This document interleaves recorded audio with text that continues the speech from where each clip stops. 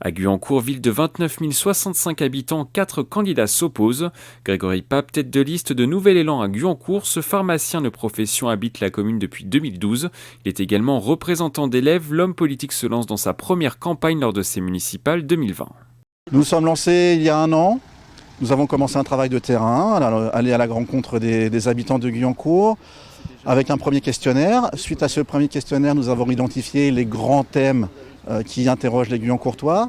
Sur ces grands thèmes, nous avons construit des ateliers participatifs. Nous en avons fait la synthèse pour rédiger notre programme. Deuxième liste, Ensemble agissons pour Guyancourt, menée par Rodolphe Barry. L'homme politique de 58 ans a notamment été scolarisé au collège Paul-Éluard. Il a été maire adjoint à Voisins-le-Bretonneux de 2008 à 2014 et conseiller communautaire. Le début de l'histoire, en fait, c'est un certain nombre d'amis guyancourtois avec qui j'ai échangé. Et fort de mon expérience, ils m'ont dit, écoute, tu as le profil pour être tête de liste. Est-ce que tu ne voudrais pas être notre tête de liste pour monter un projet sur Guyancourt? Donc voilà, ça s'est fait aussi simplement que ça. Donc je mets à profit mon expérience d'ancien élu, d'ancien maire adjoint, d'ancien conseiller communautaire au profit des Guyancourtois. Troisième liste, Décidons ensemble à Guyancourt, une liste participative menée par Olivier Paréja, un ingénieur de 54 ans qui habite le quartier du village.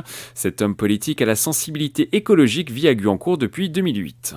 C'est ce qu'on m'a confié, d'être tête de liste. En fait, pour nous, ça veut surtout dire porte-parole d'un collectif. Donc ça veut dire que c'est pas nécessairement celui ou celle qui va tout décider, mais plutôt quelqu'un qui est mis en avant parce que le fonctionnement actuel d'une liste ou d'une municipalité est comme ça. Mais c'est pas notre fonctionnement naturel. Nous, on voudrait faire quelque chose de beaucoup plus collectif, où tout le monde peut participer.